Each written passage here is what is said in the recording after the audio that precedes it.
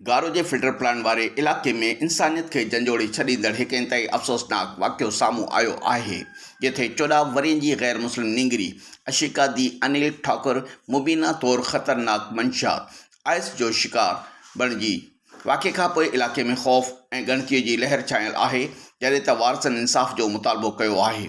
वारसनि मूजिबि निंगरी खे मुबीना तौरु स्टिंग बोतल में नशे आवर शइ आइस मिलाए पियारियो वियो, जंहिं बाद संदसि तबियत ओचितो ख़राबु थियण लॻी ऐं उहा ज़हनी तवाज़ुन विञाइण लॻी। घर भातियुनि मूजिबि निंगरी जी हालत इंतहाई ख़राबु थी वई, जंहिं सबबु खेसि तुर्त गारो रूरल हेल्थ सेंटर मुंतक़िल कयो वियो, जिते डॉक्टरनि पारां हंगामी तौरु इमदाद फ़राहम कई वई। वाक़े जी इतला मिलंदे ई पुलिस अस्पताल पहुची मुतासिर निंगरीअ जे वारसनि खां इब्तिदाई बयान कलमबंद कया।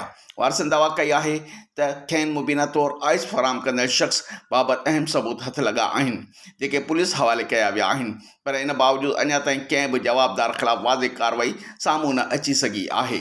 मुतासिर निंगरीअ जे वारसनि सख़्तु ॻणती ज़ाहिर कंदे चयो आहे त संदसि धीअ खे नशे जहिड़ी लानत जो शिकार बणायो वियो, पर पुलिस तरफ़ां जवाबदार जो नालो ज़ाहिर न कयो वियो आहे ऐं न ई कंहिं गिरफ़्तारी जी तस्दीक़ कई वई आहे, जंहिं सबबु ख़ानदान में बेचैनी वधी रही आहे।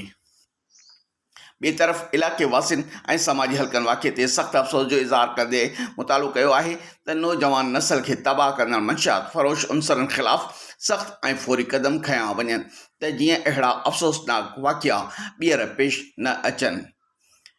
रिपोर्टर एम एजाज़ चांडियो, मेहरानवी, इबरत डिजिटल नेटवर्क न्यूज़, घारो।